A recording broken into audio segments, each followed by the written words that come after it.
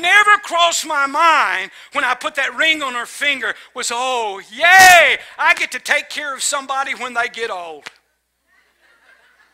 That wasn't what was going through my mind. I was 21 years old. That's not what was going through my mind. I wasn't thinking about retiring with her. I was thinking about living with her. I was thinking about walking through the day holding hands with her. I was thinking about eating dinner with her. Yeah, I was thinking about sleeping with her and taking baths with her. Why are you embarrassed, Tasha?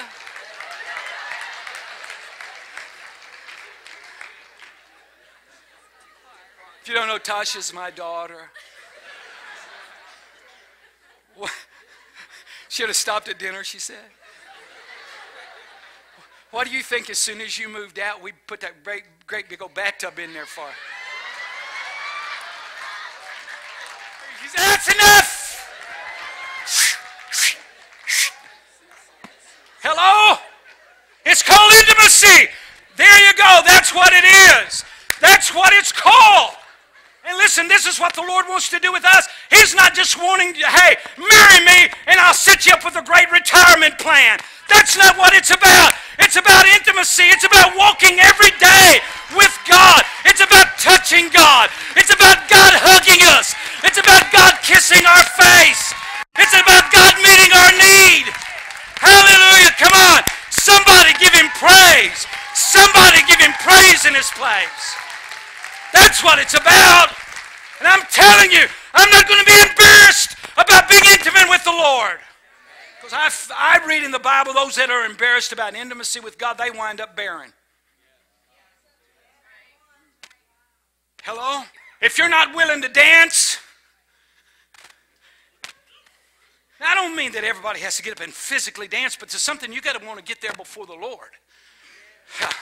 David, he didn't care what people thought about him. He didn't care how he looked, all that. And I don't know what that may look like for you. It may look like this for you.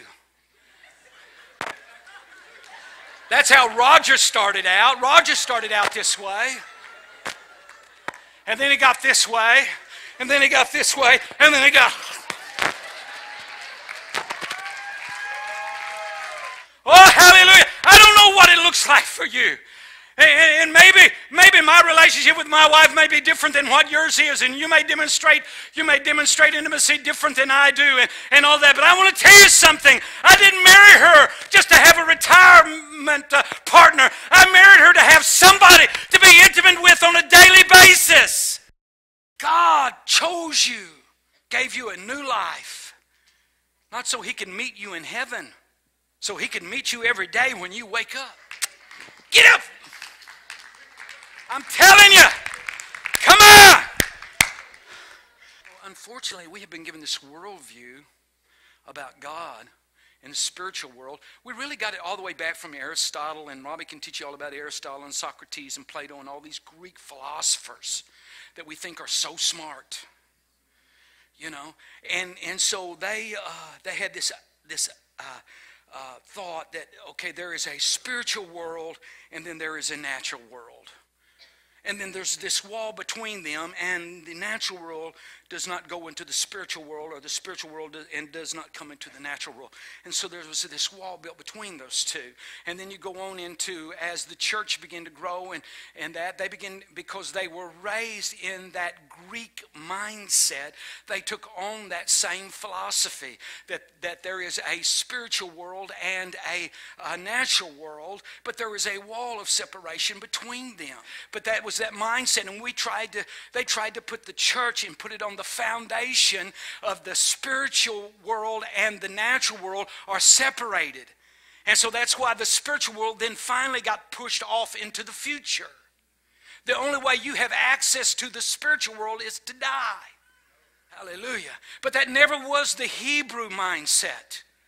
Go back and read the Bible from the very beginning. It never was the Hebrew mindset. It never was the Hebrew worldview. They believe that we live in one world with two realms. One is spiritual and one is natural. and there's no wall of separation. In fact, they believe they overlapped, and at any time you could step into the spiritual world out of the natural world, or something out of the spiritual world could step into the natural world at any time and at any place. Angels could show up. I mean, Abraham, he wasn't freaking out when the angel, he looked up the road and here come these three men. He recognized, oh, those are out of the spiritual realm. Sarah, hurry.